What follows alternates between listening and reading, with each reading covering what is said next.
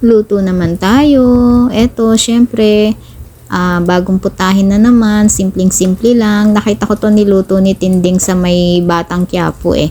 Kung kilala niyo po si Tinding, kung nanonood kayo ng Batang Quiapo.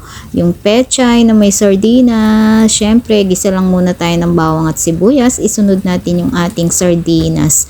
Kahit anong brand, kung ano yung type yung brand, yun po ang gamitin nyo. Okay, gisa-gisa lang yan, halo-halo. Tapos, pag okay na yung ginisa nating sardinas, isunod na po natin yung tangkay muna ng pechay. Siyempre, yung pechay, nung hiniwa ko yan, hiniwalay ko yung tangkay kasi mas matigas siya. Matigas-tigas siya ng bagya. Kailangan una siyang ilagay sa kaputakpan.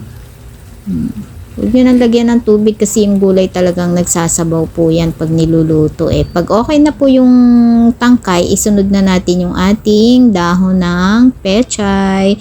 Tapos lagyan natin yung lata ng ating sardinas, lagyan natin ng kalahating tubig. Yun ang lalagay nating sabaw. Tapos timplahan natin yan ng pampalasa. O, alam niyo naman yung favorite kong pampalasa, ang ginisa mix. Pagkatapos, lagyan po natin ng paminta powder.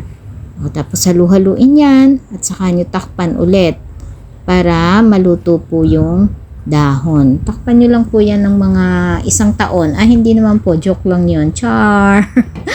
Char lang yun. Huwag nyo takpan ng 1 taon at baka nako. O, ayan na.